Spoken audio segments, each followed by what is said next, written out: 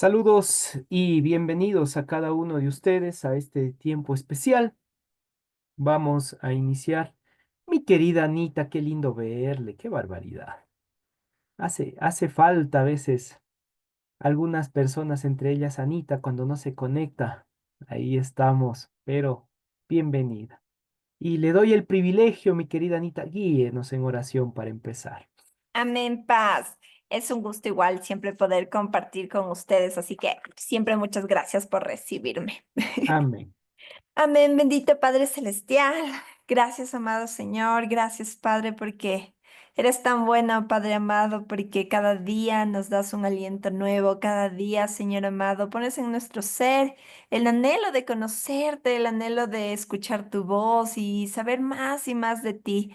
Gracias, Señor amado, porque eres tú quien pone en nuestro corazón todo lo que debemos hacer, como amarte a ti, como amar al prójimo, Padre Santo. Y cada día nos enfrentamos a pruebas y retos, Señor, pero sabemos que de tu mano podemos caminar confiados. Gracias, Padre Santo, por este tiempo que podemos compartir, por este tiempo que tenemos, que a pesar de la distancia, Señor amado, podemos unirnos en un solo sentir para conocerte a ti, Padre bendito, para tener intimidad contigo, Señor amado, y saber cuál es esa, cuál es tu voluntad perfecta, agradable, verdadera, Señor. Gracias, Padre, te doy por cada una de las personas que están aquí, Señor, y por las que van a escuchar, porque es bueno escuchar tu palabra y es aliento de vida. Gracias, Padre Santo, en el nombre de tu Hijo Cristo Jesús. Amén. Amén y amén. Muchísimas gracias, mi querida Anita. Muy bien, familia. Ahora sí, 2 cucharas de caldo y manos a la presa. Vamos a empezar. Hoy nos toca avanzar propiamente con lo que es, en este caso, ahí está, las vestiduras del Gadol Cohen, del sumo sacerdote.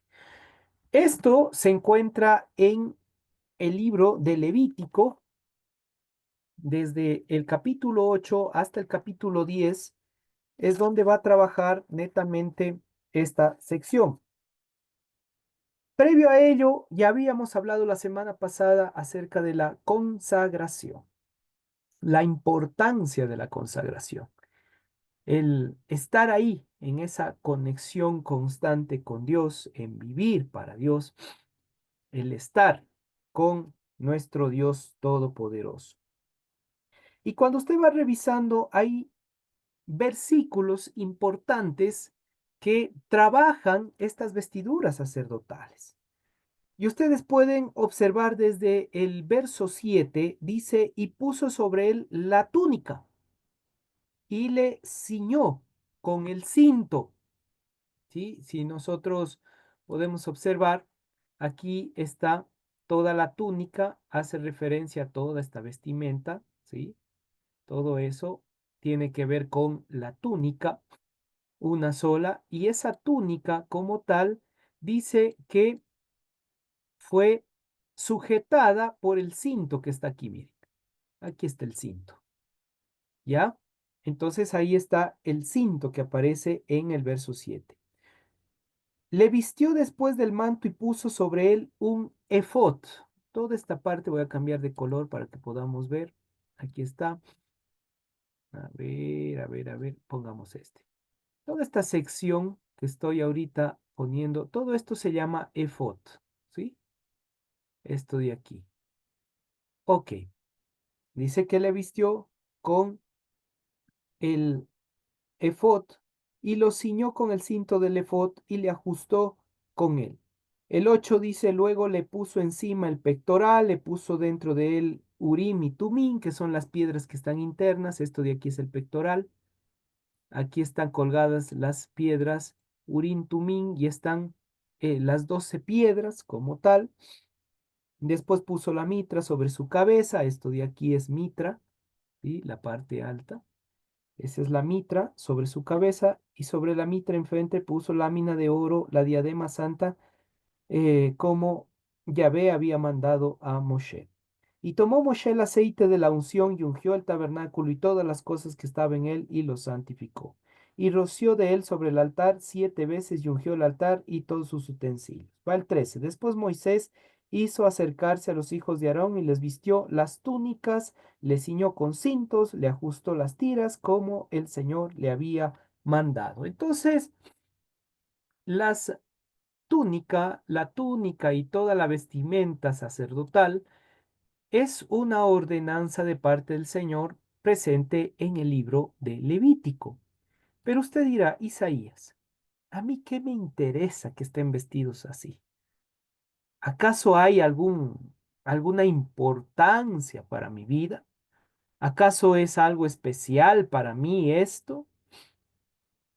¿Qué razón tiene o cuál es la razón o la causa por la cual existe o hay, en este caso, esa vestimenta? Debe existir alguna causa. Y le digo que sí, sí hay. Hacemos un paréntesis. Recuerden que todos los que están en servicio dentro de nuestra comunidad, al final se toma la foto correspondiente para saber que son parte del proceso, por si acaso. Entonces, no se me vayan, no se me den a la fuga al final, porque tomamos la foto para control, como digo yo, en ese ámbito, más que todo para saber que estamos ahí presentes aprendiendo. Sí, volvamos. Hoy vamos a hacer un estudio un poquito técnico porque necesitamos ir compartiendo, entendiendo y ampliando. Por ello, las vestiduras del sumo sacerdote, eso significa Gadol Cohen. Ay, las vestiduras del sumo sacerdote como tal en el antiguo Israel eran mucho más que simples prendas. Escuche esto, era un símbolo sagrado. ¿Sí? Cada uno de ellos tiene un símbolo, tiene una razón de ser. No está simplemente porque a alguien se le ocurrió y dijo, ok, pongamos para que vean cómo era y contemos la historia, les interese o no, ahí va a estar. No, tiene una razón, tiene un símbolo. Y cada uno de sus significados tiene una profundidad de relevancia para nuestra vida, especialmente para nuestra parte espiritual. ¿Por qué? Porque cuando nosotros nos conectamos con Dios, cuando nosotros entramos en esa conexión divina, hay algo interesante que sucede en nuestras vidas. Somos cubiertos con la presencia divina. Y ese acto de ser cubierto con la presencia divina tiene que ver netamente con ser vestido en línea sacerdotal. Obviamente los que son cabeza de hogar tienen la línea ya sacerdotal. Sin embargo, hay mujeres que han tomado la directriz de sacerdotisas dentro de su hogar en el buen sentido del contexto, ¿no? Entendiendo propiamente su contexto. Entonces, cuando nosotros llegamos a ese punto de entender, hay que comprender algo muy especial, que cada una de las partes, cada una de las cosas, em, Dios obra directamente para un proceso transformacional en la vida y en la realidad de nosotros. Veamos, por ejemplo, estas piezas, cada uno tiene unas verdades que vamos a mirar a continuación. Aquí está la descripción de las vestiduras. En primera instancia, el efod o lo que tiene que ver con el chaleco o delantal que se ajustaba alrededor de la cintura y llegaba hasta los pies. Eso es lo primerito que se utilizaba, es lo primero que se tenía y es lo que llegaba hasta los pies, en este caso. Estaban hechos de lino fino eh, y tenía hilos de oro, púrpura, azules y carmesí. Se usaba sobre el manto y servía como base para el pectoral. Ahí tenemos una pequeña descripción de lo que era el efod. ¿Sí? Entonces, es netamente un chaleco. Ojo, hoy por hoy, toda esta línea, el efod, el pectoral, el manto, en sí lo único que se utilizó o quedó como símbolo dentro del contexto hebreo hasta la fecha es el manto conocido como talit. Y eso ya vamos a explicar más adelante. El pectoral es una pieza cuadrada que se llevaba en el pecho, unida al efod. Contenía 12 piedras preciosas, cada uno grabado con el nombre de una de las tribus de Israel, y servía como recordatorio delante del pueblo de Dios. Hasta ahora hemos visto esto de aquí. Ay, permítanme ver, aquí está. Hasta ahorita hemos visto todo lo que es esto de aquí, ¿sí? Aunque hay todavía detalles, sin embargo, este de aquí tiene que ver con las 12 tribus de Israel, ¿ya? Entonces es lo que hasta ahorita estamos explicando, el efod como tal y lo que le ponen al frente con las piedras. Y cada piedra tiene un nombre. Listo.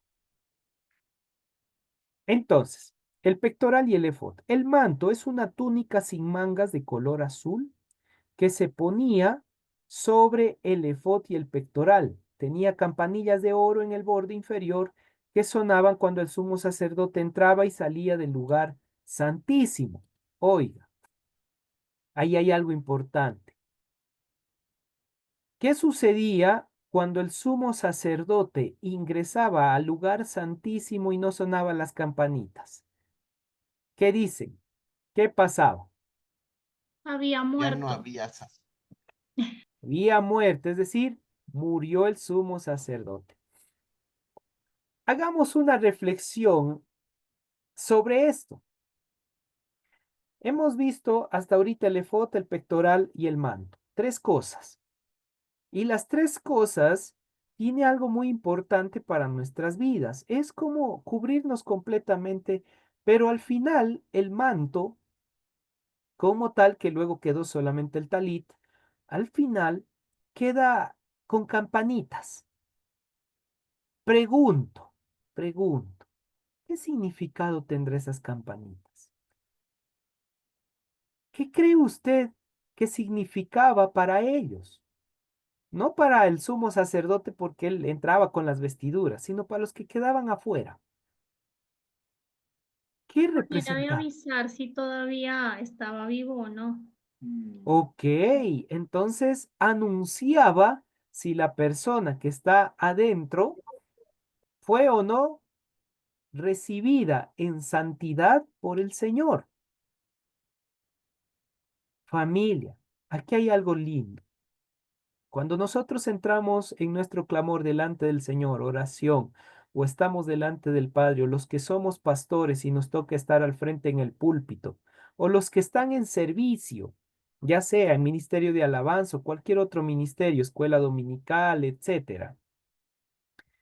¿Qué si esto se volviera a repetir y nos toque estar delante del Señor previo al servicio con estas vestiduras con campanitas?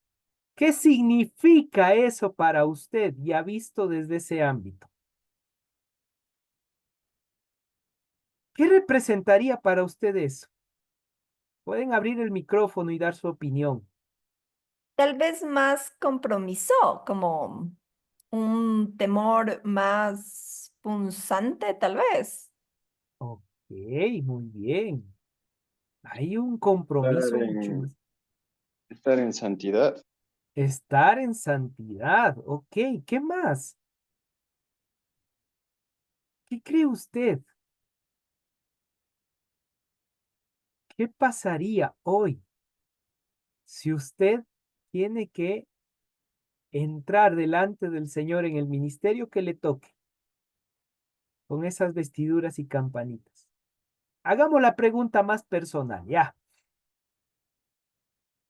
¿Cree usted que estaría vivo si es que le tocaría entrar previamente delante de la presencia del Señor para luego ministrar? Oiga, qué pregunta tan interesante. ¿Qué nos pasaría?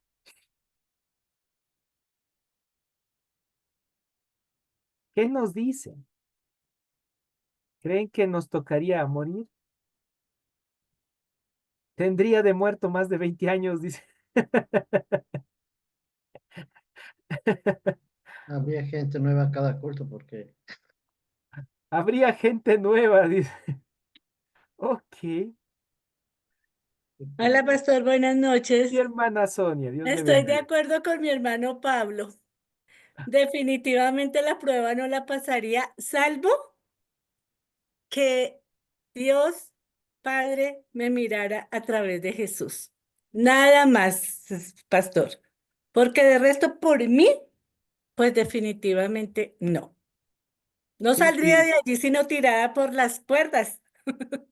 qué increíble. Oiga, familia, y aquí es un punto,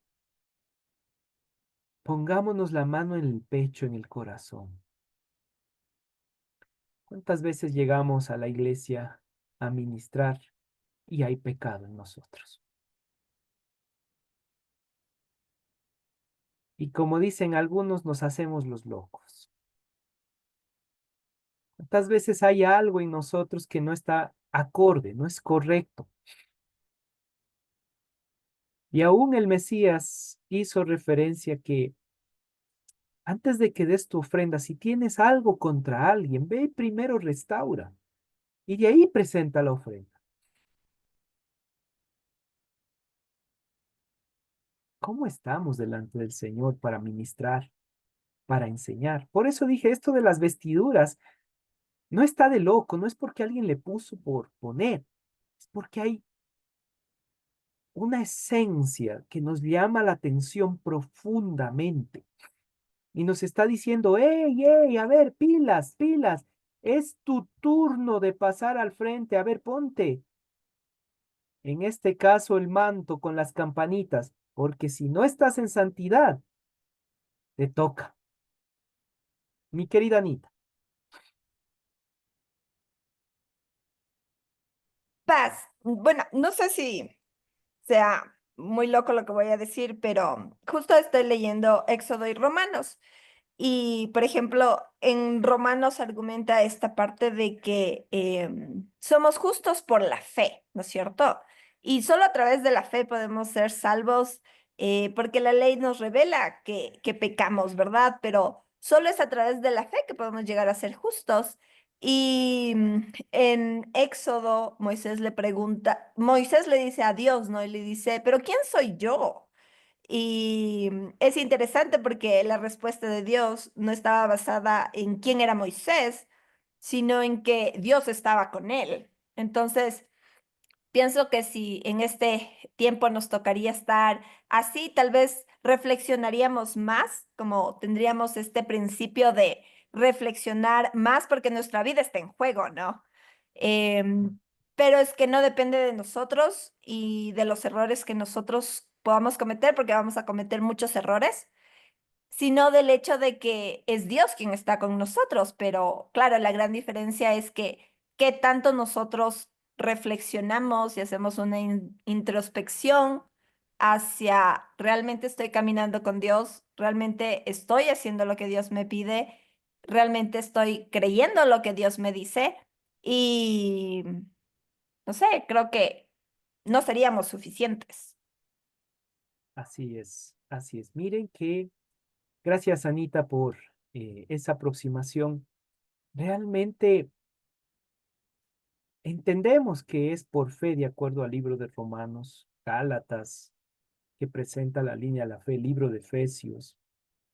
Pero recordemos que la fe es entrenamiento. ¿Y entrenamiento de qué?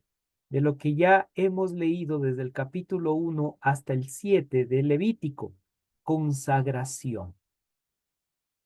Una persona que empieza a consagrarse a Dios, cada vez, por así, voy a ponerlo de manera un poquito, intentar explicar. Cuando estamos con el Señor, recién iniciamos nuestra relación con Dios, estamos como en la parte más baja, ¿sí? Eso se llama Malhut. Algún día enseñaré los niveles espirituales. Estamos ahí. Y a medida que yo empiezo a conocer, voy elevando.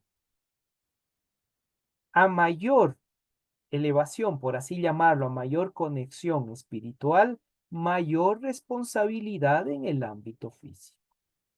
No era lo mismo la responsabilidad que tenía el pueblo común con la responsabilidad que tenían los sacerdotes.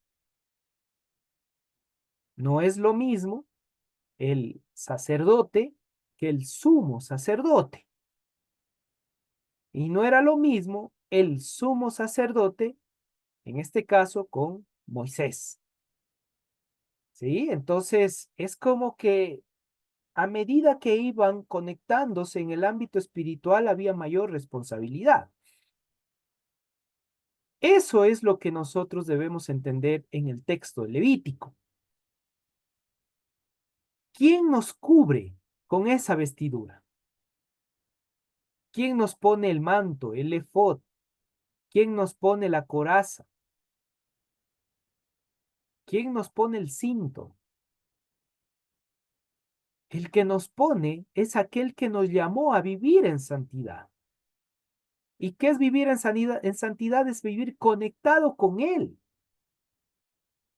Lastimosamente teologizaron tanto el pensamiento Kadosh que lo hicieron tan pero tan inalcanzable.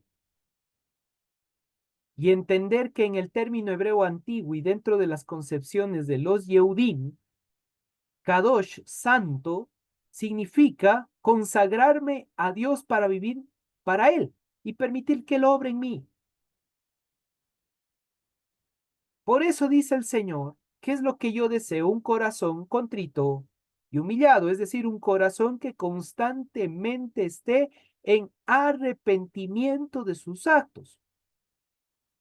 Ayer tuve un diálogo muy interesante con una pareja y ahí uno de ellos me comentaba algo interesante. Decía, entonces, ahora entiendo por qué David llegó a ser conforme al corazón de Dios a pesar de todos los errores cometidos.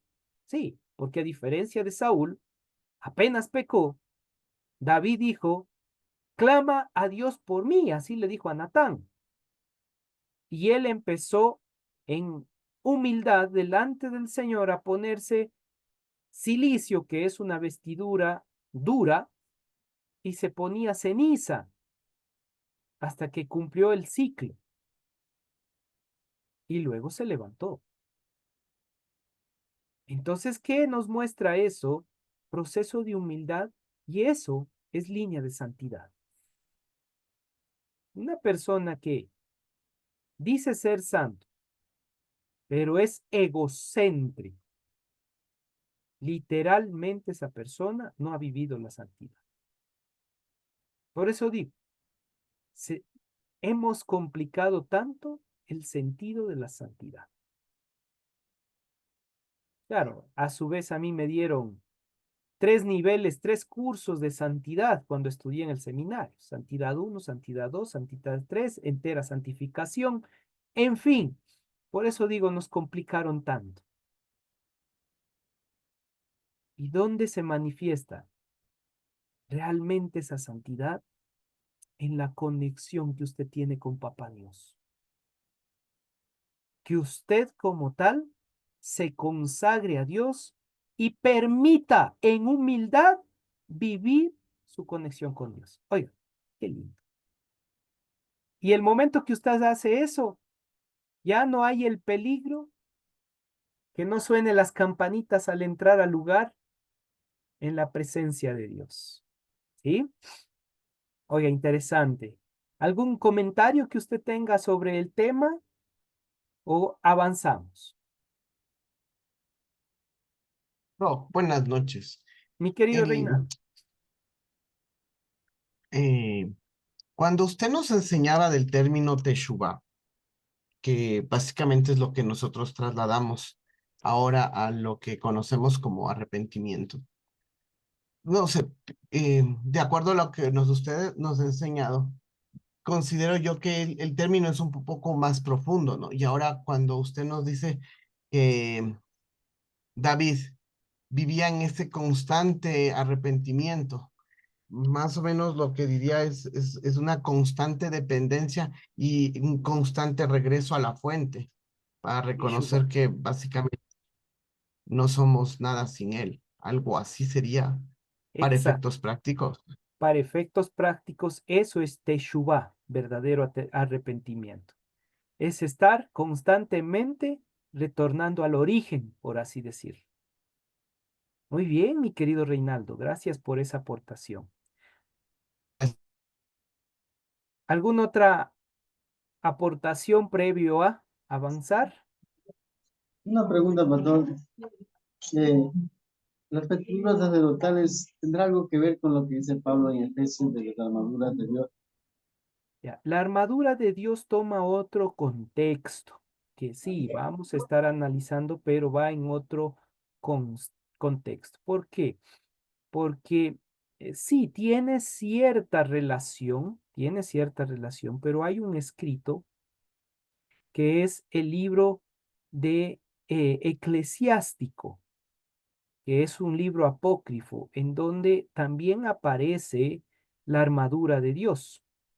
Y ahí está presente, por tanto, ese es un escrito que está o fue desarrollado en el siglo IV antes de Cristo, siglo IV al siglo I antes de Cristo, y ellos entendían ya desde otra perspectiva esta línea de la armadura de Dios. Ojo, para aclarar algunas dudas. El libro de Efesios, capítulo 6, que presenta la armadura de Dios, no es una representación de una armadura romana. No tiene que ver nada con armaduras romanas. ¿Sí? Esa es una armadura, por así decirlo, que a la final no es una armadura, sino eran las vestimentas que utilizaban los israelitas en el momento de salir a la guerra. Entonces, no es vestidura romana, por si acaso. ¿Sí? Eso es solo un detalle para aclaraciones en esa línea. Gracias, mi querido Johnny, por ese detalle. Ok, continuemos. Sí, Isaías, continúe que el tiempo es oro. Listo, continuamos entonces. Continuamos con las descripciones de las vestiduras. En este caso, la túnica es una prenda interior de lino blanco que se llevaba bajo del manto. El cinto, una faja hecha de lino fino con hilos de colores que se usaba para ajustar el manto al cuerpo. Y el turbante, ese turbante era como una especie de, también de armazón, por así llamarlo, como un gorrito que se ponía en la cabeza y tenía color blanco y también franjas azules, pero tenía una placa de oro en la frente con la inscripción Kadosh, Kadoshim. Ese es el término propio, traducción, santidad a Dios. ¿Sí? El término propiamente es Kadosh, Kadoshim. Y es interesante que el término que está en la placa, ¿sí? Que es santidad al Señor, Kadosh, Kadoshim, Yahweh, no era un nombre en sí, sino lo que representaba eso en la persona. Oiga, y aquí sí tenemos obligatoriamente que hacer una conexión con el libro de Apocalipsis. En el libro de Apocalipsis capítulo 13 se manifiesta o se expresa que dice que la marca de la bestia será puesto en dos sitios. ¿Cuáles son esos sitios? Les escucho o escriban si no pueden hablar. En la mano y en la frente, pastor. Muy bien, mi querido pastor Clever. En la mano y en la frente. ¿Y por qué en la frente? ¿Cuál era la causa de estar en la frente? Ya hemos explicado, los que han estudiado Apocalipsis conmigo, ya hemos explicado ese detalle. Pero ¿por qué la frente? Si alguien que estudió Apocalipsis conmigo puede explicarlo para que los demás puedan tener una idea global. Tal vez esa es la parte más visible de la persona. Ya es la parte más visible. ¿Qué más? Hay algo especial. ¿Recuerdan? ¿Será el conocimiento que representa? El conocimiento que representa. Muy bien, Tal vez la muy bien, señal del dominio, porque le están poniendo en la parte de la frente. muy bien por la parte de dominio. Todo eso tiene que ver con algo que se llama voluntad. La mano derecha o la frente significa a quién te entrego mi voluntad. Oiga, esto es increíble. ¿A quién entrega usted su voluntad? Se pone usted, en este caso, el turbante. ¿Qué es lo que está diciendo? ¿Cuál es el símbolo? Está diciendo, Dios es el que toma voluntad de mi vida. ¿Y qué es lo que se manifiesta como voluntad en mi vida? Kadosh, Kadoshin Yahweh. Santidad al santo, Yahvé, que es el nombre propio. Es como se presenta en el texto antiguo.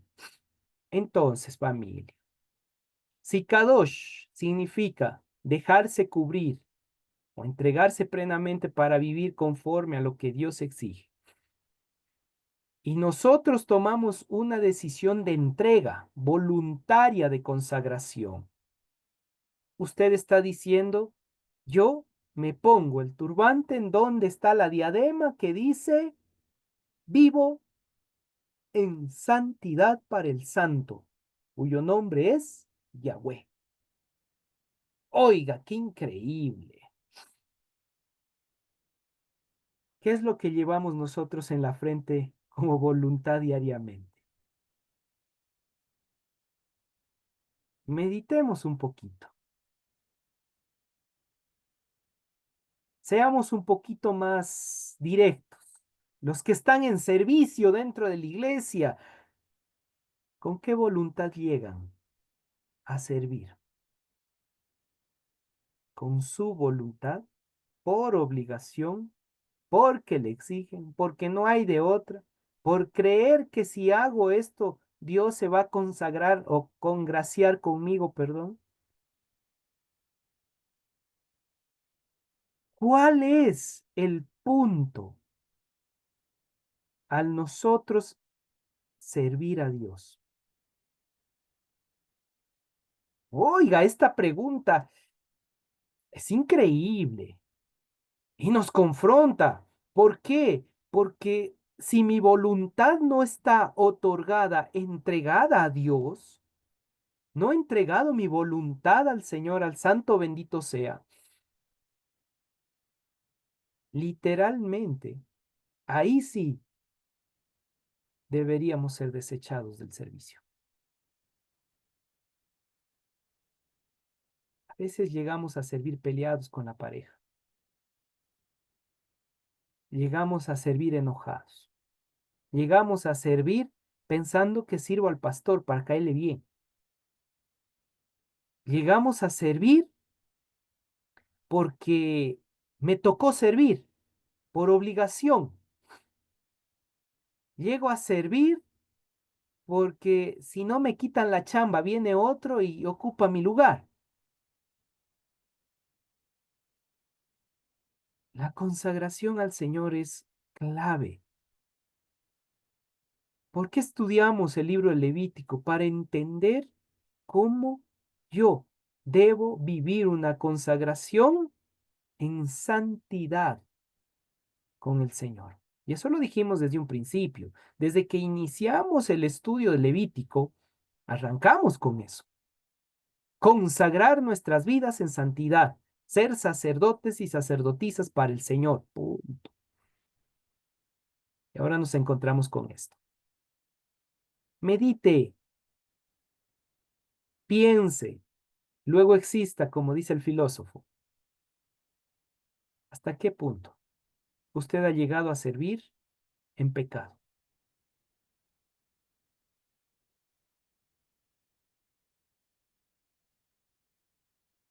Duro, pastor.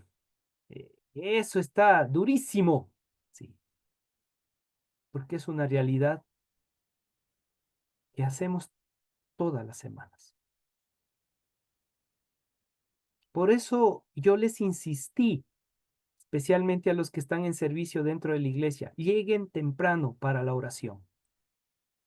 Porque ese momento de oración es el momento en el cual yo me pongo a cuentas con Dios previo al servicio. Ese momento es en el cual yo pido perdón a Dios por mis pecados, por lo que he hecho mal, por lo que no estoy bien delante de su presencia, para que Dios sea limpiándome, restaurándome, transformándome, para empezar un nuevo ciclo, que es el ciclo del servicio en la iglesia. Y ahí sí presentarme en santidad, en consagración delante del Señor. Así que los que están en servicio dentro de la iglesia, por favor, no es que les obligo. Quiero que entendamos, es por el bienestar de ustedes en su vida espiritual. Por eso lleguen temprano, todos los que están en servicio. ¿Saben qué? 8:45 nos unimos para la oración, 15 minutos de oración previo, todos delante del Señor, los que estamos en servicio, y van a ver cómo las cosas tendrán un nuevo camino. Oiga, esto es hermoso. Pastores, líderes que nos acompañan de otras iglesias, otras comunidades, implementen esa bendición en sus iglesias de tener un tiempo de oración previo. Y en ese tiempo de oración, conságrense delante del Señor. Y habrá bendición en todo el proceso litúrgico que se realiza en la iglesia. Va a haber bendición. Y hay personas que quizás no están en servicio dentro de la iglesia, pero les gusta aprender.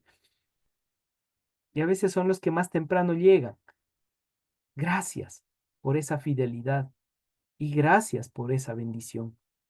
Porque ustedes al consagrarse delante de Dios, Dios hace una obra especial en sus vidas. Dios trabaja en sus vidas. Sí, Isaías, mejor continúe. Sí, sigamos. Continuemos. Entonces, significado e interpretación de algunos detalles que encontramos dentro de las vestiduras del sumo sacerdote, o en este caso de la línea sacerdotal. Lino blanco, ¿qué representa? Obviamente representa la pureza y la santidad del sumo sacerdote. Dos cosas importantes. Pureza, ¿qué significa ser puro? Pureza como tal significa que he hecho una introspección en mi vida. No sé si está presente mi querido Fabri. Busquémosle, mi querido Fabri, ¿estás por ahí o Pame? Uno de los dos. Al parecer se me dieron a la fuga. No, aquí estamos, Isa. Aquí está, muy bien, mi querida Pame. Casi les pongo un 0, mijitos. Fabri, texto bíblico que está puesto en la cadenita en tu pecho.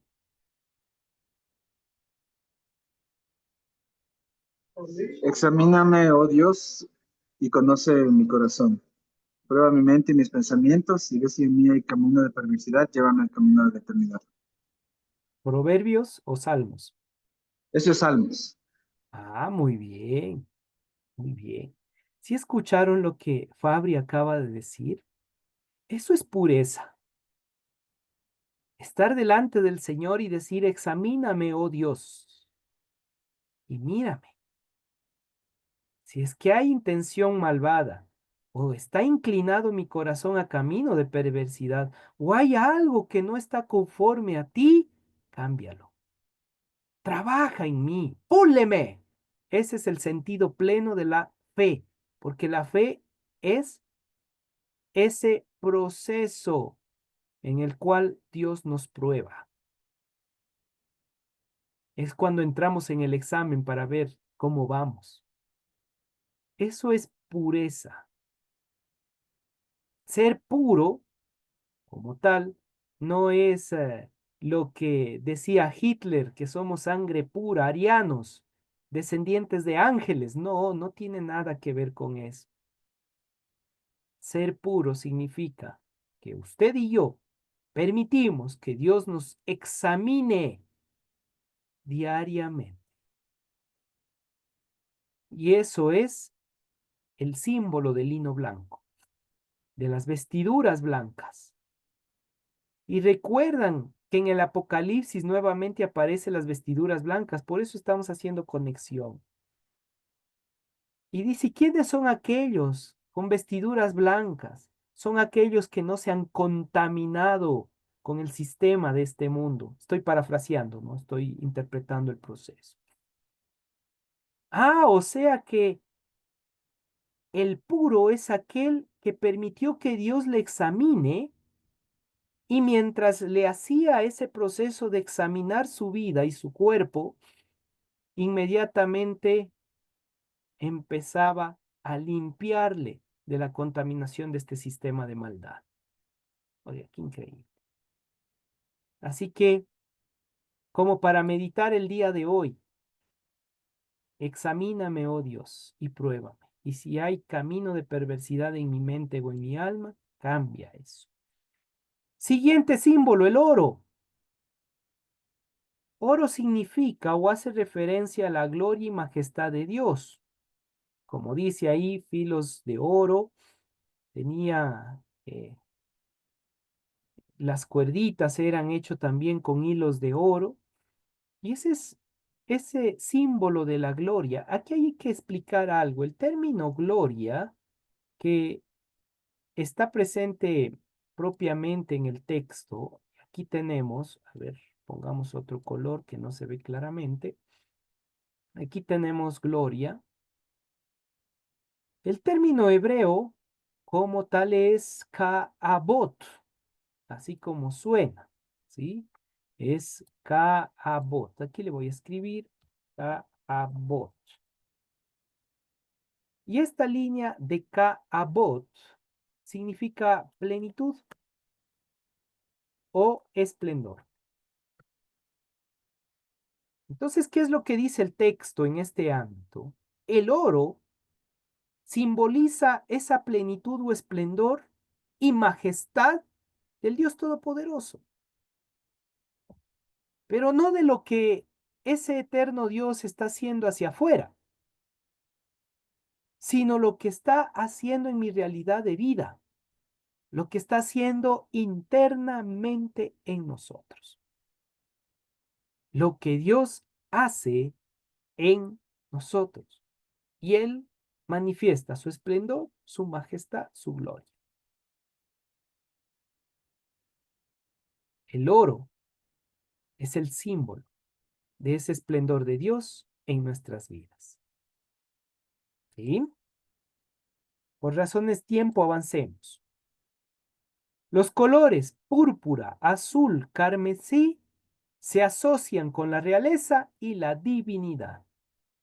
Mi querido Dieguito, ¿eres tú hijo mío o tu amada esposa? Sí, pastor, una consulta, tal vez no sé, se sale un poco del tema, pero casa perfecto con el tema de lo de la simbología de la gloria. En Ujú. alguna oportunidad nos hablaban de que habían tipos de gloria. Eso, si hay tipos de gloria, decían gloria tífara y bueno, no me acuerdo de los otros tipos de gloria. Ya. Hay tres niveles de esplendor, porque gloria es un término griego y no es el más asertivo al referirse a Dios. Hay tres tipos en los niveles más altos, ¿sí? El esplendor propiamente dicho es Tiferet, que es el que hace referencia. Sin embargo, Jochma, Binah, son los niveles más altos de esplendor de lo divino. Jochma significa sabiduría, Binah, inteligencia. Para llegar a un punto de conexión increíble que se llama Keter, que es el punto de conexión más profundo con Dios. ¿Sí? Entonces, ya que realizó esa pregunta, hay que entenderlo. Tiferet, como tal, hace referencia a esplendor, pero también belleza. Es lo que la manifestación de Dios nos ha dado de ser imagen de Él. Dentro de esa imagen, libro de Proverbios trabaja muchísimo tres líneas constantes. Adquiere sabiduría, adquiere inteligencia, ten entendimiento, que es Da'at, el conocer profundamente.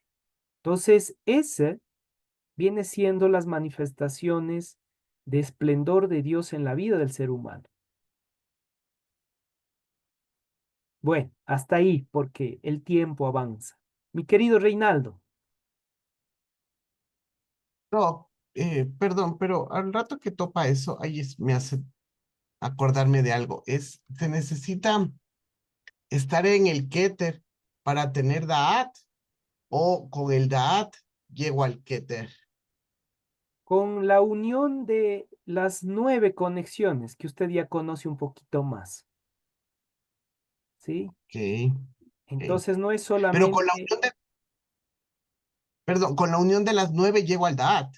llega al Keter, que es la Ah, conexión más oh, pura con Dios. Da'at se mueve en ok. todos los ámbitos. ¿Sí? Ah, por eso no está Algunos, fijo.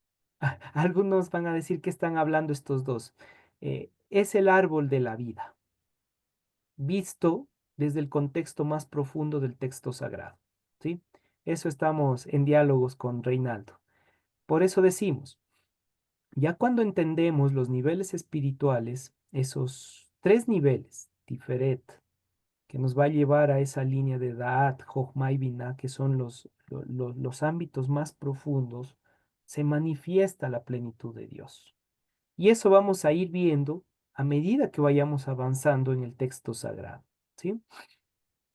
Muy bien, con gusto. Volviendo acá al tema. Entonces, hay 12 piedras preciosas que representan las 12 tribus de Israel y su importancia para Dios. 12 como tal significa gobierno de Dios. Es algo que ya hemos venido explicando. El 12 como tal hace referencia a gobierno de Dios.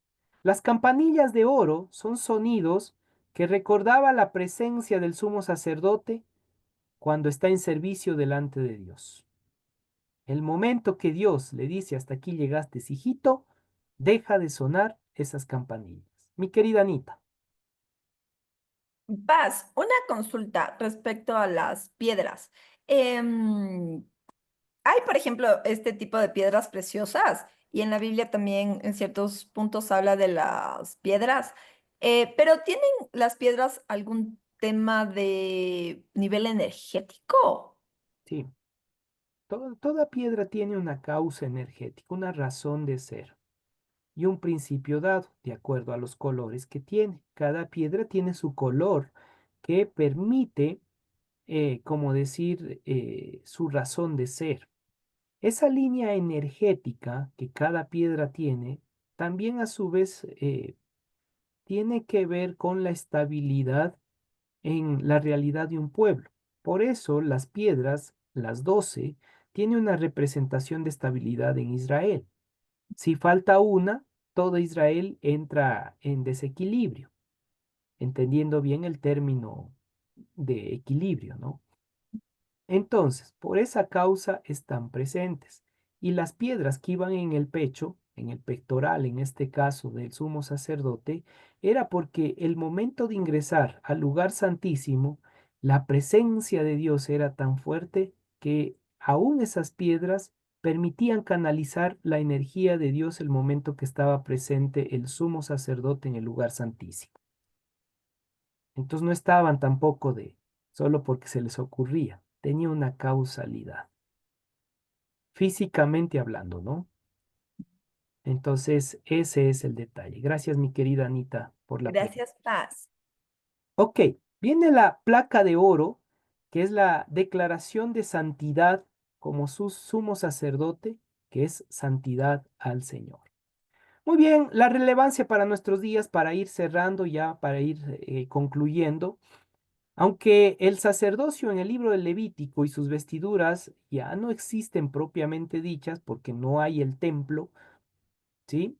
y como no hay el templo, el sumo sacerdote como tal, las vestiduras se perdieron en el devenir del tiempo. Sin embargo, hoy por hoy, actualmente, ya están listas las vestiduras del sumo sacerdote. Todo se está preparando para la construcción del tercer templo. ¿Qué va a suceder cuando se construye el tercer templo? Eso lo analizaremos en otros tiempos cuando hablemos de apocalíptica, ¿sí? Y escatología, que son los tiempos finales. Ahí nos meteremos en esos detalles de qué va a suceder. Hasta entonces, entiendas que los principios espirituales que hemos aprendido durante esta clase, esta enseñanza, deben ser relevantes para nuestra vida. Esas vestiduras del sumo sacerdote deben enseñarnos lo siguiente. Primero, la importancia de la santidad en la consagración, la pureza, el servicio a Dios.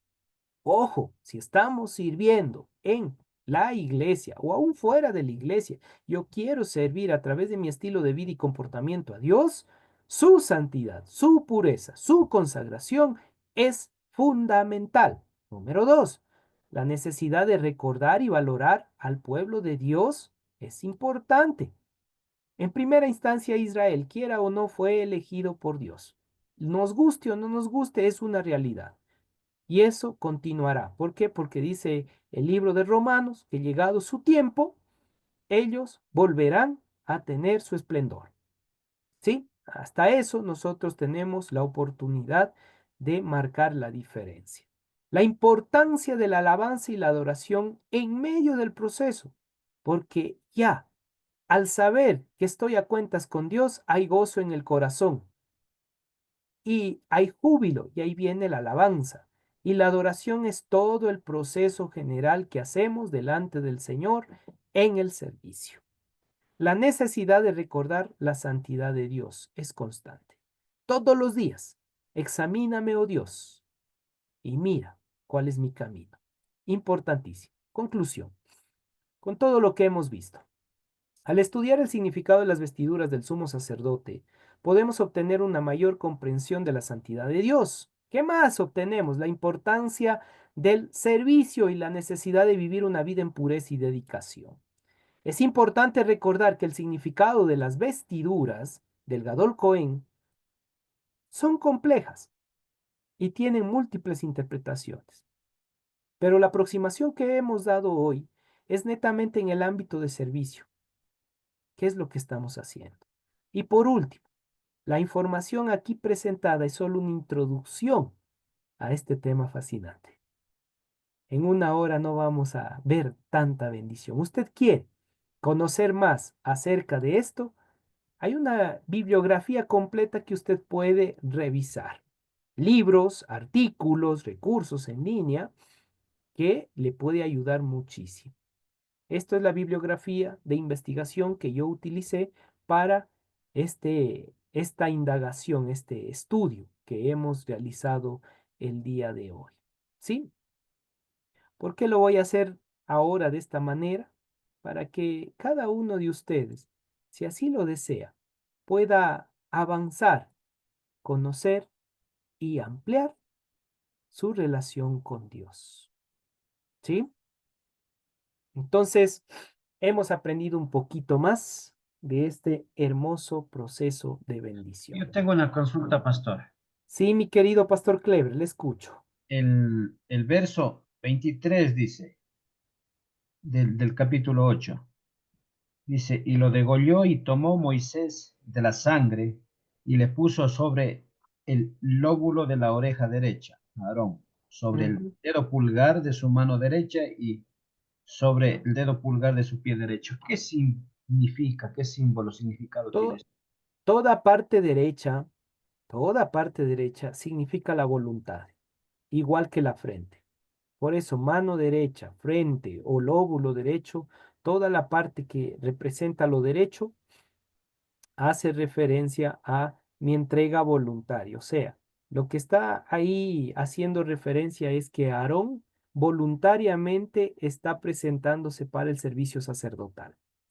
Ojo, y aquí viene algo interesante.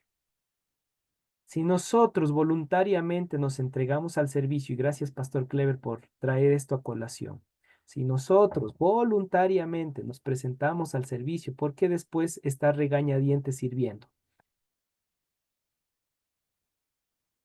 Porque después, con el paso del tiempo, usted quiere dejar el servicio. Si nadie lo obligó y nadie le exigió estar ahí, usted lo tomó voluntariamente. Es una pregunta muy importante que deberíamos hacernos: ¿hasta qué punto yo realmente estoy voluntario? Porque si es por obligación, no está conforme a la voluntad de Dios. Como dice el pastor Clever, esa sangre, que es la representación del sacrificio, que es el símbolo de la entrega plena, puesto en el óvulo, incluso del óvulo izquierdo y el pie, perdón, derecho y el pie, es su compromiso con el Señor. Y queda como símbolo de que usted está haciendo voluntariamente las cosas. Gracias, mi querido pastor Clever, por esa pregunta. ¿Dudas, comentarios que tenga previo a cerrar? No, yo tengo otra más. Sí, Yo soy un convencido de lo que nada es, de lo que está en la Biblia está puesto así de por gusto, pero no sé si de pronto tiene algo de conexión. Cuando estaba topando el tema de las piedras la vestimenta del sumo sacerdote, tiene algo que ver con lo que dice Jesús en el verso 40 de Lucas 19, que dice: os digo que si es que estos callaran, las piedras clamarían. ¿Hay alguna conexión ahí de pronto? es una muy buena pregunta y ahí soy sincero. No he indagado si es que hay alguna conexión entre esos dos textos. Realmente no he hecho ninguna indagación a ver si es que tiene conexión. Me ha puesto buen trabajo. Voy a investigar. Muchas gracias. Gracias, don. Es muy interesante porque si es que fuera así, hay alguna conexión, hay alguna relación, entonces estaríamos hablando que de una de las tribus se manifestaría alguien y hablaría acerca del Mesías. Y eso tendría un impacto en el texto de Mateo como una acción en cuanto a la realidad de los israelitas. Oye, es muy, muy interesante hacer una investigación de eso. Eh, ya me puso la curiosidad. Mi querido Vladimir, le escuchamos. Sí, pastor, buenas noches. Una curiosidad al respecto, porque es muy maravilloso toda la tradición y cómo las vestiduras y cada cosa que tiene un significado específico. Pero, si más tengo entendido, todas esas cosas a través del tiempo se perdieron. Incluso el arca y muchas otras cosas. eh, Hoy no se sabe nada al respecto, que eran grandes conmemoraciones y cosas de la antigüedad de los cristianos. Y sabiendo que Dios está en control de todas esas cosas, ¿por qué Dios dejó perder todo eso en cuanto a tradiciones, vestiduras y esos legados, incluso del arca el arca de todas esas cosas se perdieron? ¿Por qué Dios permitió aquello en cuanto Y a la humanidad? gracias, mi querido Vladimir. Hay algunas aproximaciones. Y una de las que personalmente a mí me gusta muchísimo por el sentido lógico que tiene, es que si alguno de esos elementos quedaba como tal o era guardado, es posible que se crearía un tipo de idolatría. Las aproximaciones que dan. Por ejemplo, a pesar de que solamente quedó la parte este del muro de lo que era el templo de Israel, realmente la gente llega a ese lugar y le llamó el Muro de Lamentos, hacen sus rezos y lastimosamente hay gente de línea cristiana, no judía porque ellos tienen otra concepción, de línea cristiana que llegan ahí y adoran y lo ven como el lugar más santo. Entonces, ya desde ahí, lastimosamente, se puede ir creando cierto tipo de idolatría. Imagina si estuviera presente el arca del pacto. La gente estaría loquísima por llegar y tocar. ¿Por qué? Porque nos acostumbraron, por tradición, lastimosamente, cuando pasaba la Virgen, llegaban, tocaban, pasaba el santo tal, llegaban, tocaban y la gente hacía lo que hacía por tocar. Imagínese la locura que se manifestaría en esos procesos.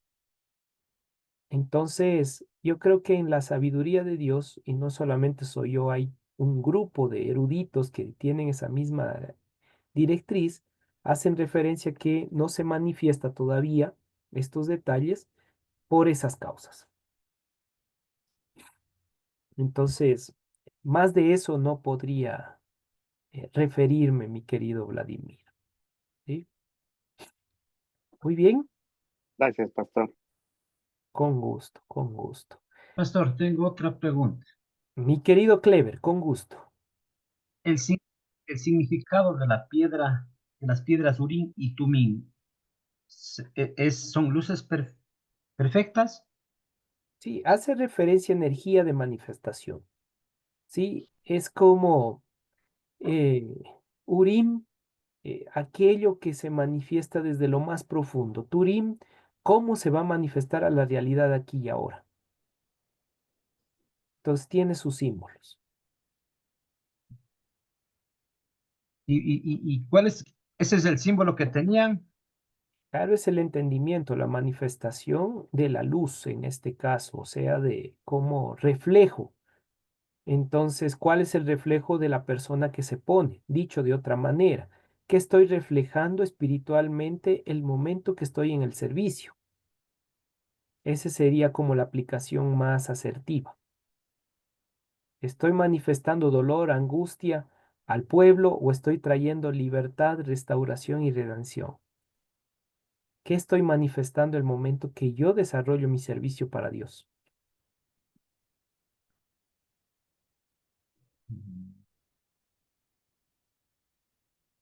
Ok. Muy bien, hermosa familia. Ahora sí, los que estamos en servicio de la iglesia, abran sus cámaras que necesitamos la foto para el Face.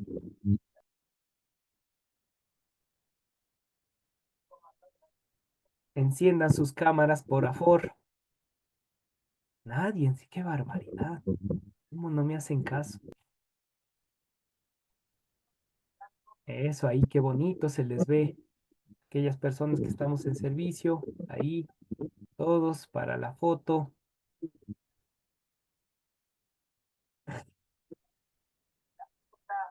Muy bien. Ahí estamos para la foto. La foto no cambiarán, no cerrarán todavía.